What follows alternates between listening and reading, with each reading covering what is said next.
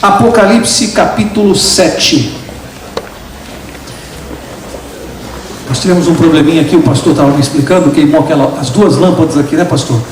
E ficou meio escuro para eu ler aqui, mas mesmo assim, vamos tentar aqui com o óculos.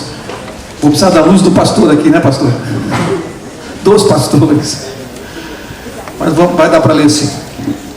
Então, Apocalipse capítulo 7, para quem não sabe, para quem está chegando agora, só uma breve informação, nós estamos estudando aqui, e vamos seguir até o final do ano, o estudo do livro do Apocalipse, capítulo a capítulo, cada quarta-feira um capítulo. Estudamos até agora, até o capítulo 6, hoje vamos estudar o capítulo 7, verso a verso. Então, se você tem vontade de conhecer este livro tão misterioso para algumas pessoas, não perca daqui para frente, siga conosco, porque estamos no capítulo 7 e vamos até o 22. Então ainda tem muito Apocalipse pela frente. Não perca, traga amigos, nós estamos ainda praticamente no início, né? E esta noite então nós vamos estudar o capítulo 7. Quero fazer aqui uma outra breve explicação. Você vai ver uma coisa curiosa, a Bíblia é assim, a Bíblia não tem exatamente uma sequência lógica, ou uma sequência cronológica, não é assim, a Bíblia não foi um livro escrito dessa maneira. E nós vamos ver, estudamos na semana passada o capítulo 6, e vimos, alguém consegue se lembrar, semana passada não, na retrasada, alguém consegue se lembrar, eu mencionei aqui, nós estamos vivendo num determinado tempo, alguém consegue se lembrar no capítulo 6, exatamente onde está o nosso tempo? Entre os versos 13 e 14. Mais para frente vocês vão entender por quê. Nós estudamos todo o capítulo 6, mas eu disse aqui que as profecias até o verso 13 do capítulo 6 já se cumpriram. Do 14 em diante ainda não se cumpriram, estão para se cumprir. Interessante. Aí vem o capítulo 7, é como se ele abrisse um parênteses. O capítulo 7 abre um parênteses no 6º selo, para comentar o que nós vamos estudar essa noite, e aí o capítulo 8º vai tratar do 7º e último selo. Interessante isso. Abre um parênteses entre o 6º e o 7º selo, entre o capítulo 7, e vocês vão ver a importância, por que a Bíblia abriu um capítulo só para fazer esse parênteses e comentar isso. Vocês vão ver a importância. Era tão importante para Deus que ele resolveu abrir um capítulo só para falar desse assunto. E você vai ver o que eu e você temos a ver com isto aqui. Tá? Então, capítulo 7, vamos ler o verso 1, e diz assim: depois destas coisas, vi 4 anjos que estavam sobre os 4 cantos da terra, retendo os 4 ventos da terra, para que nenhum vento soprasse sobre a terra, nem sobre o mar, nem contra árvore alguma para aqui. Estão cansados de saber que o livro de Apocalipse é todo escrito em símbolos. Portanto, não vai ser diferente no capítulo 7. Cabe a nós apenas usar a Bíblia para desvendar os símbolos, e já temos visto até aqui que é simples, está tudo na Bíblia, está tudo explicado. Aqui de novo, aqui diz que depois destas coisas, quais coisas? Eu já expliquei. Dos acontecimentos que se sucederam até o verso 13 do capítulo 6. Lembra-se? Sol, lua, estrela, dia que escureceu, noite, estrelas que caíram. Lembra aqueles eventos físicos? Depois destas coisas, diz a Bíblia que agora vai acontecer isso aqui, do capítulo 7. Antes da volta de Jesus, porque o que começa a acontecer no verso 14 já é praticamente a volta de Jesus. Os fatos que antecedem a volta, o dia da volta de Jesus. O dia da ira de Deus. Então, entre uma coisa e outra, começa a acontecer isso que ele vai relatar aqui, depois destas coisas. E ele começa usando os símbolos. Quais são? Primeiro ele diz que os 4 cantos da terra. 4 cantos da terra. Quais são os 4 cantos da terra? Os 4 pontos cardeais. Norte, sul, leste, oeste. Os 4 cantos da terra. Diz que tem 4 anjos fazendo o quê? Retendo o quê? 4 ventos. Então, linguagem simbólica. 4 anjos poderosíssimos, ou com uma mensagem, ou uma função muito poderosa, uma tarefa, melhor dizendo, muito poderosa. Qual é que Deus incumbiu a esses 4 anjos? Reterem, segurarem os 4 ventos, nos 4 pontos cardeais. Olha, gente, a gente às vezes perde a dimensão do poder que os anjos têm. Quantos anjos para segurar os 4 pontos da terra? Só 4. Precisa de mais? Só 4 anjos para essa tarefa, a terra toda. Eles vão cuidar da terra toda. A função deles é reter os 4 ventos. Veja, isso naquele período, no período que nós estamos vivendo. Estão lembrados? Isso está acontecendo hoje, entre o verso 13 e o 14. O que são esses ventos? A Bíblia explica. O que são ventos em profecia? Estudamos aqui com o pastor Luiz Gonçalves. Quem se lembra? Primeiro dia do nosso estudo. Ventos são guerras, agitações, conflitos políticos, agitações, ventos, guerras. Estudamos aqui com ele. Portanto, esses 4 anjos estão retendo o quê? As guerras. Olha a importância do que nós estamos aprendendo. Nós estamos vivendo num tempo de guerras.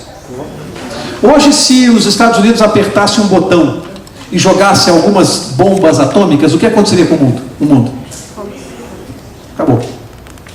Por que isso não acontece? Porque o Bush é um cara muito equilibrado? É por isso que não acontece? A Bíblia deu a resposta. Por que não acontece? Porque Deus não está permitindo. Tem 4 anjos fazendo o quê? Segurando, para que as guerras não destruam o mundo hoje. Não fosse a ação desses 4 anjos poderosos, e o mundo já teria se autodestruído. Sim ou não? Não falta poder bélico, armamento para isso. Não falta gente irada, desorientada para fazer isso. Não faltam loucos para fazer isso. Só não fazem porque Deus está no comando e disse: por enquanto, não. E colocou 4 anjos para controlar isso. E tem gente que pensa que Deus está fora, está ausente, que Deus não está nem aí, e que o homem é que está comandando. Aí você abre a Bíblia, estuda isso essa noite, vai para casa e começa a pensar: meu Deus, que coisa impressionante. Por que o mundo já não terminou? E tem gente que fala assim: o mundo vai terminar na 3ª Guerra Mundial, na 4ª guerra, que vai ser a guerra atômica. A Bíblia diz: não vai não, porque Deus não está deixando. O mundo vai terminar do jeitinho que Ele falou que vai terminar, quando Ele determinar, do jeito dele. O homem não pode fazer nada para mudar isso. Então, a primeira coisa que a gente aprende essa noite, nós que estamos aí ouvindo os videntes, as profecias humanas, o mundo vai terminar numa guerra atômica? Segundo este livro, não vai. Só que o problema tem um probleminha: esse livro não errou nada até hoje. Não vai não, porque tem 4 anjos retendo as guerras nos 4 pontos da terra. Ou seja, como é que a gente lê esse verso? Os anjos estão impedindo as guerras em todo o mundo, em todo o planeta. São os anjos que estão fazendo isso. Por mais que a gente assista os noticiários, e tem horas que a gente fala: puxa vida, será que dessa vez não vai? Não. Os anjos estão retendo os ventos, por um tempo apenas. Por um tempo determinado por Deus. Essa é a missão que foi confiada a estes anjos, senão já teriam destruído a nossa civilização. No momento em que os anjos terminarem a sua tarefa e Deus determinar que eles soltem, deixem as coisas acontecerem, virá o fim. Simultaneamente, nós vamos estudar o que vai acontecer simultaneamente quando os anjos se afastarem, no capítulo 16. Simultaneamente com isso, não sei se alguém pode dizer o que vai acontecer simultaneamente. As 7 pragas. Isto, as 7 últimas pragas. Isso nós vamos estudar no capítulo 16 de Apocalipse. Estamos no 7. Se você quiser saber o que é isso, você não pode faltar até o 16, para você entender o que vai acontecer já, porque nós estamos falando do nosso tempo, gente. Portanto, é uma coisa que você precisa saber: o que são as 7 pragas que Deus promete derramar sobre o mundo no nosso tempo. Você não pode. Ou é mais importante ficar em casa vendo a novela? Não é melhor você saber o que vai acontecer no nosso tempo? Está prometido por Deus as 7 pragas, mas isso é no capítulo 16. Enquanto estes anjos estão retendo os ventos, as guerras, por que eles estão fazendo isso? Deus tem uma outra missão para desempenhar neste momento, enquanto os anjos retêm as guerras. Que missão é essa? Nós vamos ver a partir do verso 2. Por que isso está acontecendo? Tem uma finalidade. Verso 2, Deus vai dizer o que está acontecendo paralelamente no nosso tempo, debaixo dos nossos olhos. Presta atenção, olha só. Verso 2. Vi outro anjo, não é nenhum dos quatro primeiros que estão segurando os ventos. Agora é um outro anjo subir do lado do sol nascente, tendo o quê? O selo do Deus vivo. Ele clamou com grande voz aos 4 anjos, a quem fora dado o poder de danificar a terra e o mar. Verso 3, dizendo: não danifiqueis a terra, nem o mar, nem as árvores, até que tenhamos o quê? Selado nas suas testas os servos do nosso Deus. Amigo, preste atenção. O que este anjo que sobe do sol nascente, o que ele está fazendo enquanto os 4 estão segurando as guerras? Ele tem uma missão importantíssima. Vai fazer o quê? Selar na testa os verdadeiros servos de Deus. E ele tem o selo do Deus vivo. Agora nós precisamos descobrir pela própria Bíblia, não por um chutômetro, não por um exercício de adivinhação. Temos que deixar a Bíblia explicar o que é o selo do Deus vivo, que será colocado na testa como um selamento para selar, marcar o verdadeiro povo de Deus. Ou seja, as pessoas que estiverem vivendo neste tempo que nós estamos estudando, que é o nosso tempo, estão sendo o quê? Seladas. Você sabia disso? Você e eu estamos sendo selados por este anjo, enquanto o mundo não é destruído. Há um trabalho de selamento com o selo do Deus vivo. E nós temos que descobrir o que é isso. O que é o selo do Deus vivo? Que se eu e você não tivermos, não estamos dentro do povo de Deus, que será salvo. É preciso descobrir. E aí então agora você vai abrir a sua Bíblia junto comigo, marca essa página aqui. Nós vamos voltar para Apocalipse 7. Vai lá no segundo livro da Bíblia, Êxodo, capítulo 31. E vamos ver o que é o selo do Deus vivo. Êxodo 31. Êxodo 31. Você vai ler comigo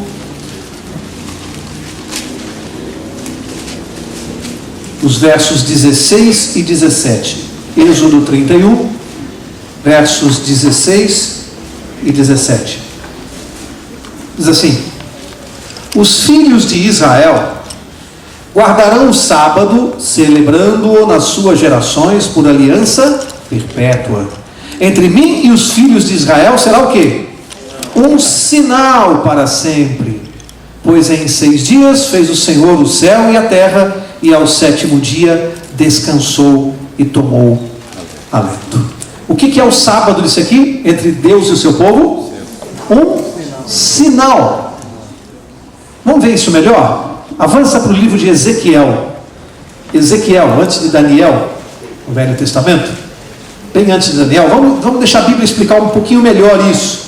O que é esse sinal colocado no sábado, que Deus colocou no sábado? Ezequiel capítulo 20. Ezequiel 20. Leia comigo Ezequiel 20. Primeiro leia comigo o verso 12. Ezequiel 20, verso 12. Diz assim: Deus, verso 12: também lhes dei os meus sábados, para que servissem de quê? Sinal entre mim e eles, para que soubessem que eu sou o Senhor que os santifica. Deus colocou no seu povo, através da guarda do sábado, aquele que guarda o sábado recebeu o quê? Um sinal, que é um sinal de quê? De santificação. Eu aprendi, e curiosamente a minha área profissional como advogado, eu trabalho com marcas e patentes. E a marca nada mais é do que um sinal que se coloca num produto. É uma marca. Sinal é uma marca, um selo é uma marca. Qual é o selo? Qual é a marca de Deus segundo a Bíblia? É o sábado. É um sinal entre ele e o seu povo, um sinal de santificação, mas é um sinal de mais uma coisa também. Ezequiel 20, olha o verso 20. Ezequiel 20:20 diz assim: santificai os meus sábados, e servirão de quê? Sinal entre mim e vós, para que saibais que eu sou o quê? O vosso Deus. Deus estabeleceu um sinal com o seu povo, uma marca, um selo.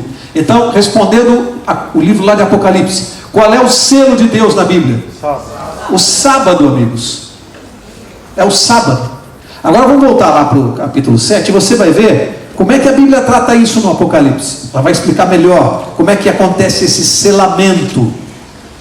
Como é que é esse selamento no tempo em que nós estamos vivendo? Vamos lá. O verso 2 diz que viu um outro anjo subir do céu. Este outro anjo vai fazer esse trabalho de selamento no povo de Deus. Vai marcar o povo de Deus na testa. Por que na testa? Se o selo de Deus é o sábado, se é o sábado, por que esse dia é marcado na testa? Porque na testa aqui é símbolo de quê? Onde eu estou botando a mão? Pensamento, consciência, raciocínio. O que a Bíblia está querendo dizer? Que a guarda deste dia tem que ser compreendida pelo cristão e tem que ser guardado de maneira consciente. Ele tem que entender o significado de guardar o sábado. Significa que eu estou recebendo o sinal de Deus, estou sendo marcado como povo de Deus. Esse é um selamento. Por isso, quando fala de testa, a linguagem é simbólica, não é literal. Nada no Apocalipse é literal. Então, o sinal na testa não é que vai riscar a minha testa, que eu vai escrever sábado na minha testa. Não. Quer dizer que através do meu entendimento, da minha consciência, eu vou entender, no tempo em que eu estou vivendo, a necessidade de guardar o sábado. Porque através dos séculos, o povo de Deus deixou de fazer isso. Aí vem um anjo que vai fazer essa tarefa. Eu pergunto, este anjo aqui simboliza o quê? Um anjo que vai fazer esse trabalho. Isso é um trabalho de evangelismo, sim ou não? Esse anjo representa o quê? Um movimento religioso, uma igreja. É uma igreja que faz esse trabalho, é um anjo, um mensageiro. Por quê? Anjo quer dizer o quê? Mensageiro. Lá no capítulo 1, no 2, do 3, nós estudamos aqueles movimentos das igrejas, não eram anjos e não eram igrejas. Por que no capítulo 7 deixa de ser? Portanto, um movimento religioso, uma igreja vai fazer esse trabalho no tempo que nós estamos vivendo. Pergunto, num tempo em que todas as religiões dizem que não é necessário mais guardar o sábado, quando aparece um movimento religioso, uma igreja que diz que é sim, e ensina que isso é um selamento, esta igreja cumpre a profecia? Sim ou não? Sim. Lógico.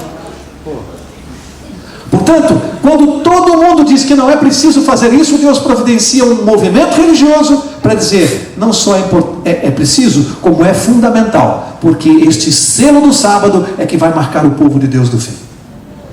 Se até hoje as pessoas não entendiam, se até hoje as pessoas não compreendiam, agora não terão mais desculpas. Por quê? Porque agora há um movimento religioso pregando isso no tempo em que Deus determinou, nos nossos dias. Não era para isso ser feito há 3 séculos atrás ou 4. Esse anjo aparece agora. Esse movimento é agora. É no tempo entre o verso 13 e o 14. Está batendo? Está batendo, né? Profecia. Portanto, tem alguém cumprindo essa profecia. E você tem que identificar quem é. Qual é a igreja que está cumprindo isso aqui? Está dizendo, precisa guardar o sábado, sim. É importante, é o selo do Deus vivo. É um trabalho de selamento. Entende agora por que os anjos estão retendo a destruição do mundo? Porque o povo de Deus que está vivo está sendo selado. Não dá para arrepiar? O mundo não é destruído, porque Deus quer garantir que o seu povo que está vivo seja selado com a marca do sábado. Diga. Uma coisa interessante também sobre o selo. Pois não. É que ele tem 3 características. Eu vou falar deles. Das 3. Você vai falar do nome, da função e do território, não é isso? Isso, eu vou falar. Obrigado pela contribuição, tá? Mas eu vou falar. Vou falar um pouquinho mais adiante. Não, é melhor falar agora, já que ele levantou o assunto, para não ficar ninguém curioso. Porque ele falou uma coisa muito legal, e isso é uma coisa que a gente estuda no direito. Toda lei, e nós inclusive já estudamos isso aqui, quando estudamos sobre o sábado, né? Não é novo para quem é aluno da classe bíblica. Toda lei tem que ter 3 marcas para que ela possa ser considerada uma lei autêntica. Quais são? A lei precisa conter o nome do legislador, a sua função e o seu território, a sua competência. Por quê? Vou dar um exemplo. Uma lei que diz, por exemplo, que você tem que usar o cinto de segurança. Tem que estar lá, governador Mário Covas. Como é o nome dele? Mário Covas. Qual é a função? Governador. Qual é a competência dele? Estado de São Paulo. Por quê? Porque essa lei não vale no Rio, só vale em São Paulo. Então isso tem que estar na lei. Tem que delimitar o cargo, a função, senão eu escrevo lá, lei, Mauro Braga. Vale? Eu não sou governador, não posso legislar e eu não tenho competência sobre o Estado de São Paulo. Percebe? Isso a gente estuda em direito. É uma coisa que parece besteira, mas não é não. A lei tem que conter o cargo de quem está legislando, o nome dele e qual é a competência que ele tem. Senão o Mário Covas vai legislar para o Rio de Janeiro. Ele pode? Não, ele não é governador do Rio de Janeiro. Ok? A lei de Deus tem esse selo na lei de Deus? Se você procurar, você só vai encontrar o selo na lei de Deus num único mandamento. Pode procurar. Se você procurar dos 10, você só vai encontrar isso em um. Qual deles? O quarto mandamento, que diz: o Senhor, Deus, nome dele, quem é? Deus. Senhor que fez o céu e a terra. Fez, qual é a função dele? Criador. O céu, a terra, o mar e tudo que neles há. Qual é o território dele? Toda a terra. O selo de Deus está no quarto mandamento. Se você retirar o quarto mandamento, você tirou a autenticidade da lei. Quando Satanás, através de filosofias e religiões, ensina que não é mais necessário guardar o sábado, porque ele está por trás, infelizmente, de pessoas sinceras que pregam isso. Pessoas sinceras.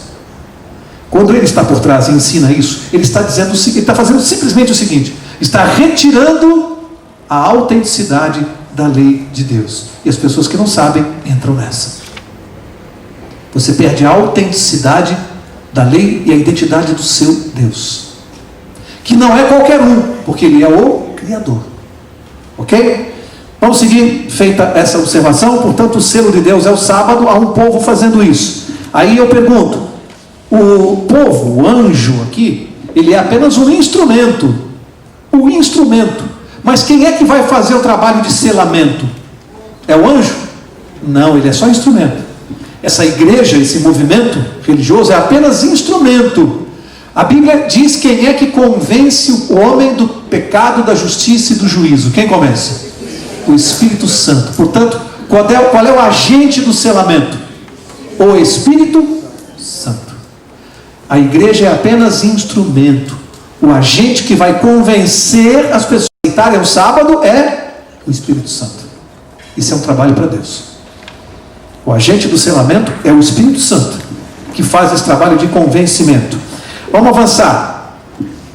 Só para a gente não seguir, fazer uma pergunta aqui importante. Será que basta só guardar o sábado e eu garanto que estou selado? Recebi o selamento? Basta guardar o sábado? Não basta. Não basta, é preciso compreender isso. O fato de eu ser alguém que guarda o sábado não significa automaticamente que eu recebi o selamento. Por quê? Lá em Ezequiel nós vimos que o sábado é um sinal de quê entre Deus e o seu povo? Sinal de? Ainda não apareceu a palavra. Santificação. Somente guardar o sábado não significa que eu estou em processo de santificação. Eu preciso guardar os outros 9. O sábado é o selo, mas guardar apenas o sábado não garante o selamento. É preciso guardar os 10 mandamentos, e a Bíblia é clara nesse aspecto. Acontece que Deus escolheu o sábado como selo, porque Ele sabia que no nosso tempo, a maior parte das religiões pregariam a necessidade de guardar os outros 9. Sim ou não? Alguma igreja prega para você que não é preciso colocar Deus em primeiro lugar? Alguma igreja prega para você que não precisa honrar pai e mãe? Que você pode matar, pode adulterar? Alguém prega isso? Eles aceitam, quase todas aceitam 9. O problema está em apenas no quarto. É por isso que vem um povo e diz: olha, o quarto é que é o selo. Não dispensam os outros 9. Apenas indica que o quarto é exatamente o selo. Deu para entender isso? Portanto, Mais do que guardar o sábado, é preciso guardar todos. Apenas o povo de Deus será marcado por esta característica, que é aquele que guarda os 10. Por isso o quarto é o seu, porque é preciso guardar o quarto para guardar os 10. Vamos seguir, verso 4. Verso 4 diz assim: e ouvi o número dos que foram selados, e eram quantos?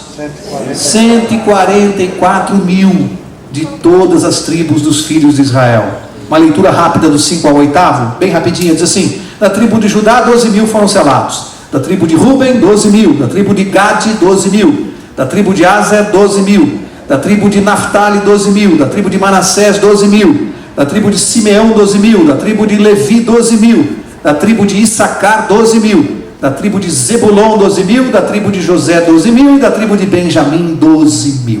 Bom, agora aqui é importante. Chegamos nos 144 mil, e já durante o nosso curso da classe bíblica, algumas vezes pessoas me abordaram para me perguntar assim: doutor Mauro, o que é aqueles 144 mil do Apocalipse? E eu disse: um dia nós vamos falar sobre esse assunto. Chegou o dia. E vocês alguns talvez vão se assustar com a simplicidade do assunto. Até agora o livro de Apocalipse é literal ou simbólico? Será que só nesse verso ele vai ficar literal? O que você acha?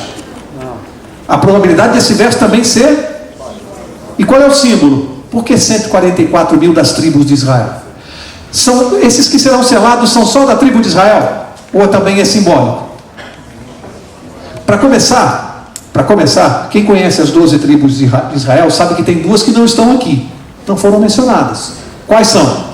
Efraim e Dan. Efraim e Dan não foram mencionadas. Portanto, não está falando de todas as 12. Colocaram duas aqui, José e a outra não me lembro qual, que não eram tribos de Israel, vieram depois. José e Benjamim, se não me engano. José e Manassés, que não eram tribos de Israel, vieram depois. As tribos eram Efraim e Dan. Qual foi o problema dessas duas tribos? Praticaram o quê? Idolatria. Bom, então vamos entender o símbolo. 144 mil foram selados. Ele olhou a visão dele e 144. Já sabemos, ou desconfiamos, que não pode ser literal. Não são exatamente 144 mil pessoas. Esse número é simbólico e é fácil de entender.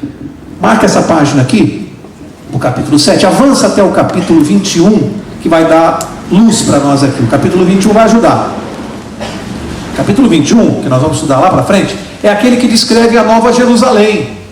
Descreve como é a cidade, as suas características, como é que ela é feita. E aqui tem algumas citações que interessantes, que vão nos ajudar a entender. Capítulo 21, verso 12.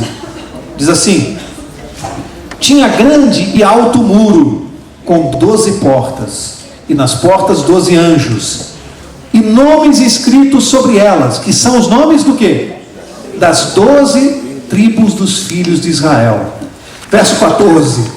O muro da cidade tinha 12 fundamentos, e neles estavam os nomes dos 12 apóstolos do Cordeiro. Vocês percebem? Na cidade, na Nova Jerusalém, na Nova Terra, são citados como fundamentos as 12 tribos de Israel e os 12 apóstolos. É coincidência que eram 12 tribos no Velho Testamento e 12 apóstolos no Novo? Isso é uma coincidência? Você acha que é? Representando todos os cristãos de todos os tempos. Querem ver como é verdade? Como é simbólico? Marca de novo essa página aqui de Apocalipse. Volta 3 livros, até o livro de Tiago. Tiago, é logo ali antes de Pedro e cartas de João. Bem no finzinho da Bíblia. Para vocês verem como a Bíblia mesma vai explicar isso. Como é simbólico isto. Livro de Tiago, capítulo 1. Tiago 1. Tiago 1, verso 1. Tiago 1, diz assim. Olha como é que Tiago abre o seu livro. Ele abre dizendo assim: Tiago, servo de Deus e do Senhor Jesus Cristo, às 12 tribos da dispersão, saudações. 12 tribos, está se referindo aqui 12 tribos. As quais? Quais são as 12 tribos? Lógico, das tribos de Israel. Existiam as 12 tribos de Israel no tempo de Tiago? Olha o que ele vai falar no verso 2. No verso 2 ele diz: meus irmãos. Ora, se ele está escrevendo para as 12 tribos e chama de irmãos, para quem que ele está escrevendo? Para os cristãos em todos os tempos. Sabe por quê? Quem existia naquela época ou eram pagãos convertidos ao cristianismo, ou eram judeus. E ele diz que está escrevendo para as 12 tribos e chama de irmãos. Portanto, qual é o símbolo, quando a Bíblia fala 12 tribos de Israel no Novo Testamento, o que simboliza isso? Principalmente no livro de Apocalipse. Simboliza os cristãos que viveram antes de Cristo. E os 12 apóstolos lá nos muros, significam os cristãos que viveram depois de Cristo. Portanto, está se referindo aos cristãos em geral. E literal, que não pode ser. Quem que estaria nos 144 mil? Teria que ser formado por apenas 3 grupos de pessoas, se fosse literal. Se fosse só tribo de Israel, os 144 mil teriam que ser judeus. Sim ou não? Se fosse literal, os 144 mil teriam que ser só homens. E todos virgens. Querem ver? Apocalipse 14. Apocalipse 14. Se fosse literal, teria que ser assim. Apocalipse 14. Falando, Apocalipse 14, do verso 1 ao 5, vai mencionar os 144 mil outra vez. De 14, do 1 ao 5. Veja só para você ter certeza. Verso 1 diz assim: então olhei e vi o cordeiro em pé sobre o monte Sião, e com ele, o que fala aí? 144 mil, que traziam escrito na testa o seu nome e o nome de seu pai. Verso 4: estes são os que não se contaminaram com mulheres, pois são virgens. Ué, se você levar isso aqui literal, são 144 mil judeus, homens e virgens, se fosse literal. O que é mulher em linguagem profética? Já estudamos. Igreja. Por que esses são virgens? Porque não se contaminaram com doutrinas impuras. Isso aqui não é literal. Portanto, 144 mil também não pode ser. Senão teriam que ser todos judeus, homens e virgens. Percebem? Esse número é simbólico. Vamos seguir. Volta lá para o Apocalipse capítulo 7. Apocalipse 7. Agora vamos ler o verso 9. Correr aqui para a gente terminar. Aqui eu vou ler numa tacada só, do 9 ao 17. Numa tacada só, porque do 9 ao 17 nós vamos fazer comentários aqui verso a verso. Então vamos numa tacada só, do 9 ao 17. Diz assim: depois destas coisas olhei. Depois de que coisas? Da visão dos 144 mil. Deus mostrou para ele os 144 mil selados, 144 mil número simbólico. Ele viu uma multidão de cristãos selados com o selo de Deus. Depois disso, o que ele viu? Viu uma grande multidão, olha agora, que ninguém podia contar, de todas as nações, tribos, povos e línguas, que estavam em pé diante do trono e perante o Cordeiro, trajando compridas vestes brancas e com palmas nas mãos. Clamavam com grande voz: salvação ao nosso Deus, que está assentado no trono, e ao Cordeiro. Todos os anjos estavam em pé ao redor do trono e dos anciãos e dos 4 seres viventes. Prostraram-se diante do trono sobre seus rostos e adoraram a Deus, dizendo: amém, louvor e glória e sabedoria e ação de graças e honra e poder e força ao nosso Deus para todos sempre, amém. Então um dos anciãos me perguntou: estes que estão vestidos de branco, quem são eles e de onde vieram? Respondi-lhe: Senhor, tu o sabes. Disse-me ele: estes são os que vieram da grande tribulação e lavaram as suas vestes e as branquearam no sangue do Cordeiro. Por isso estão diante do trono de Deus e o servem de dia e de noite no seu templo. E aquele que está sentado sobre o trono estenderá o seu tabernáculo sobre eles. Nunca mais terão fome, nunca mais terão sede, nem sol, nem calor algum cairá sobre eles. Pois o Cordeiro que está no meio do trono os apacentará e os conduzirá às fontes das águas da vida, e Deus lhes enxugará dos olhos toda lágrima. Amém. Por que eu li numa batida só e nós vamos explicar algumas coisas aqui são mais relevantes, porque o resto do relato, para quem está estudando com a gente até agora, não preciso explicar de novo 4 seres viventes, os anciãos, já estudamos isso nos capítulos 1, 2 e 3. Aqui o que chama a atenção é o seguinte: Depois dos 144 mil, o que ele viu? Uma multidão, dava para contar? Não dava, uma multidão incontável. De onde vem essa multidão? Falou ali. De todos os povos, nações e línguas. Era gente de todos os tempos, desde a história do mundo, de Adão até nós. Então, sem querer entrar em teologia aqui, que não é a minha praia, mas só para ninguém sair daqui com dúvida, fica claro o seguinte: ele visualizou todos os salvos, uma visão maravilhosa que Deus deu para ele. E ele viu claramente, dentro do grupo dessa multidão de salvos, um grupo especial, vamos chamar assim, de 144 mil, que é um número simbólico. E a gente vai ficar por aqui. Não adianta tentar descobrir quem são os 144 mil, qual é a característica deles. Eu diria, pelo que eu estudei, que esses 144 mil provavelmente sejam pessoas que estarão vivas no tempo da volta de Jesus. É o que a maioria dos autores pensa e ensina. Ok? São pessoas vivas no tempo da volta de Jesus que vão passar pela grande tribulação, porque essa grande tribulação ainda não aconteceu. Daniel diz lá no capítulo 12, verso 1, uma tribulação qual nunca houve em tempo algum. Então é assim, a grande multidão, destacando-se um grupo de pessoas que foram seladas. Ok? O resto não adianta a gente ficar divagando e tentando investigar, que não leva a nada. Importa que ali estão todos os salvos de todos os tempos. Tá? O resto é teologia, e teologia fica para teólogo, para explicar. Para nós temos que saber que ele teve a visão dos salvos de todos os tempos. Ok? Senão a gente acaba se complicando para tentar investigar o que é complicado. Eu tenho lido muito sobre isso essa semana. Os próprios autores divergem entre si quando entram nessa área. Então nós não temos que entrar. O importante é você saber que dentro da multidão de salvos havia um grupo chamado de 144 mil selados. Ok? É um grupo que a Bíblia destaca.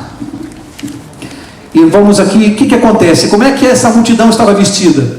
Vestes brancas. Já estudamos aqui o que simbolizam as vestes brancas. Justiça de Deus. O que eles tinham nas mãos? Palmas. Simbolizando o quê? A vitória. Palmas da vitória. Aquelas, né? Palmas. Aquelas coisas que a gente chacoalha assim. Vieram da grande tribulação. A respeito dessa grande tribulação, tem uma coisa interessante aqui. É porque diz que eles vão passar por um tempo terrível de angústia. Essa é uma das características dos 144 mil também. Esse tempo de angústia, biblicamente, ele não aconteceu ainda. E ele está ligado com as 7 últimas pragas. Quando nós estudarmos as 7 últimas pragas, vamos ver o que vai acontecer com o mundo. Vai ter fome? A gente vai estudar. Vai ter sede? Vai, a gente vai estudar isso. A Bíblia diz que uma das pragas é um sol, um calor tão abrasador que o ser humano não consegue resistir. E o povo de Deus selado vai ser poupado? Por isso que diz que eles não passarão nem fome, nem sede, nem o sol vai abrasar. Porque essas pragas virão. Nós vamos estudar porque isso, como é que isso vai acontecer, tá? Por isso que vai mencionando que é um povo que veio da grande tribulação. Significa que pela frente agora, até a volta de Jesus, vai ter um período difícil para os cristãos. Eles sobreviverão, mas o resto do mundo vai sofrer muito. Aqueles que não aceitarem Jesus vão passar por situação complicadíssima. É só estudar as últimas 7 pragas para ver o que vai acontecer com o mundo, tá? Agora, para encerrar, eu quero encerrar aqui com o último verso, que é o verso, não é o último não, eu quero encerrar com o verso que diz aqui, deixa eu só achar rapidinho, do capítulo 7, é o que diz que eles estão de dia e de noite, é o verso 15, eu quero falar desse verso aqui.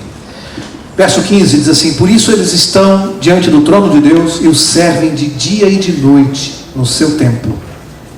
Por que, hein, gente? Por que esses que estão salvos servem a Deus de dia e de noite?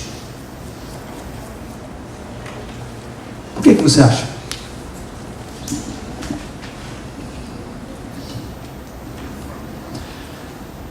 Primeiro, onde está o povo de Deus hoje que esse anjo, esse movimento religioso está buscando para selar?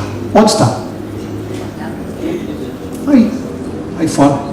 Uma parte está dentro da igreja, a outra parte está fora. Tem gente que vai se salvar fora da igreja? Então é bom a gente tomar cuidado quando a gente sai criticando os outros. Porque tem gente que vai se salvar que está fora da igreja, e tem gente que vai perder a salvação dentro da igreja. Porque denominação religiosa, seja qual for, não salva ninguém. Não salva ninguém. Denominação religiosa, placa de igreja, não salva as pessoas. Quem salva as pessoas é Jesus Cristo.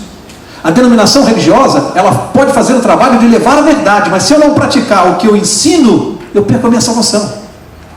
A questão aqui é saber o quanto do que eu sei, eu estou fazendo. Porque tem gente que não sabe metade do que nós sabemos, mas faz tudo o que sabe. Esse é cristão sincero. Porque o quanto ele sabe, ele faz. Vai se salvar. E Deus está procurando para selar. Então tem gente fora da igreja que vai se salvar. Deus está procurando por eles. Os anjos estão retendo os ventos para salvar as pessoas que estão aí fora. Pode ser o meu irmão, seu parente, sua tia, seu filho. Os anjos estão segurando os ventos para que a gente leve o evangelho para essas pessoas. E nós o que estamos fazendo? Descansando, dormindo, e os anjos segurando os ventos, para dar tempo dessas pessoas serem seladas, tomarem conhecimento da verdade. E aqui diz que aqueles que ele viu no céu, salvos, estavam louvando a Deus de dia e de noite. Sabe por quê?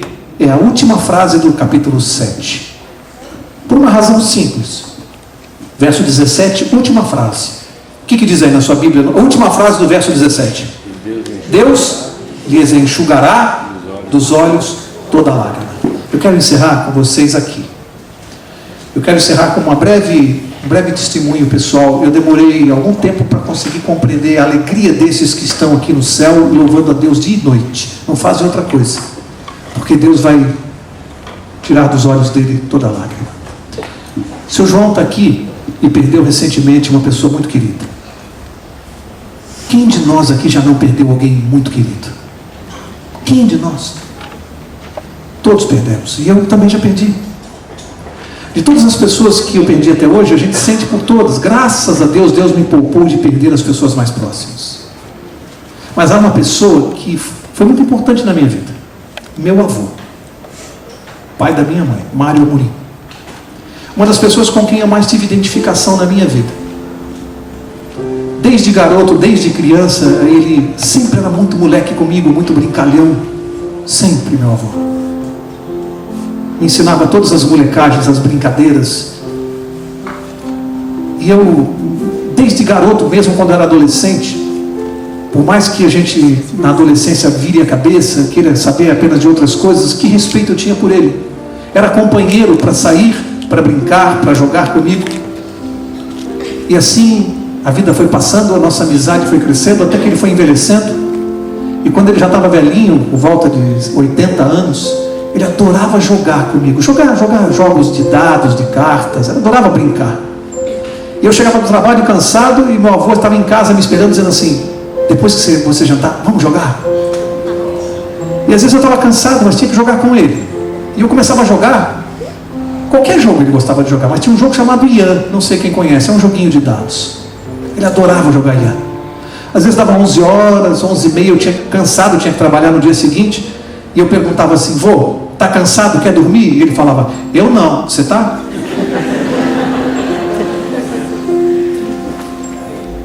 E eu dizia: não, vô, vamos jogar mais uma.